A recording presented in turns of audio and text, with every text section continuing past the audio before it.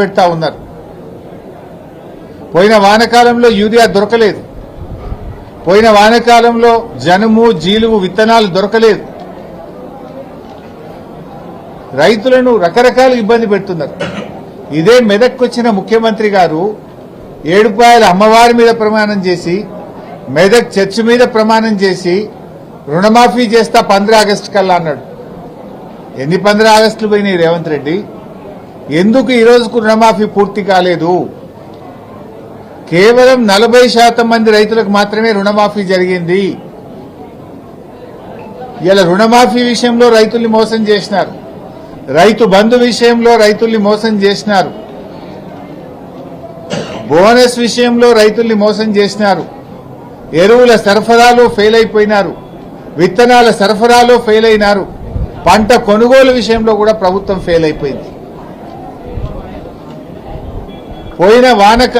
పోయిన యాసంగి బోనస్ ఇప్పటి వరకు రాలేదు.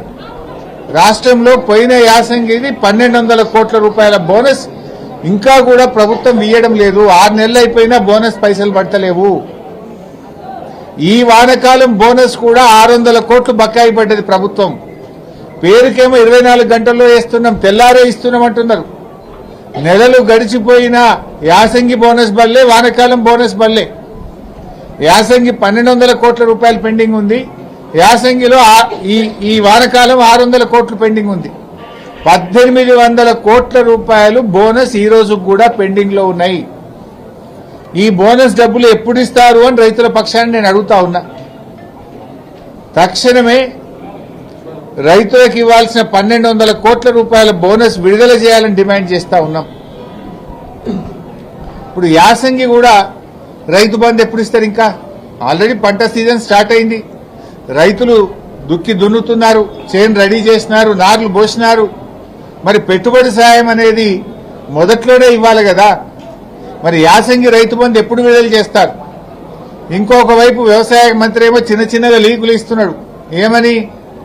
మేము యాసంగి రైతు బంధు సాగు చేసిన వాళ్ళకే ఇస్తాం, మిగతా వాళ్ళకి ఎగబెడతామంటున్నాడు. అంటే ఇప్పుడు ఓట్లు అయ్యేదాకా ఆగినరా?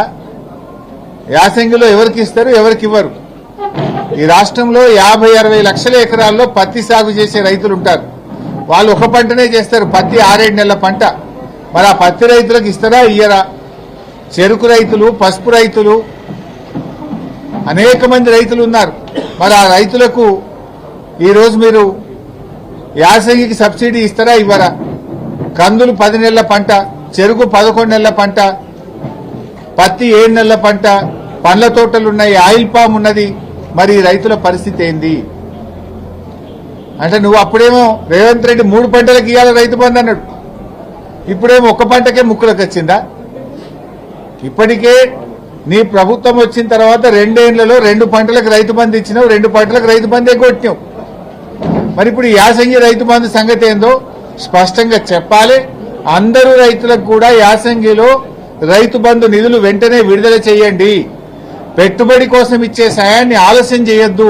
తక్షణమే రైతు బంధు డబ్బులు విడుదల చేయాలని చెప్పి మేము ప్రభుత్వాన్ని డిమాండ్ చేస్తా ఉన్నాం. జనరల్ గా ఎప్పుడైనా కూడా రైతుకు యూరియా అనేది బీఆర్ఎస్ హయాంలో, కేసీఆర్ గారి హయాంలో ఒక్క ఫోన్ చేసి ఆటో ఆయనకు చెప్తే యూరియా బస్తాలు తెచ్చి బాయికాడ్ వేసిపోయింది, ఇటుకాడ వేసిపోయింది. కానీ కాంగ్రెస్ వచ్చినాక మార్పు అంటే మళ్ళా పాత రోజులు ఇందిరమ్మ పాలన తెస్తామంటే యూరియా బస్తాలకు లైన్లు కట్టే రోజులు తెచ్చిండ్రు.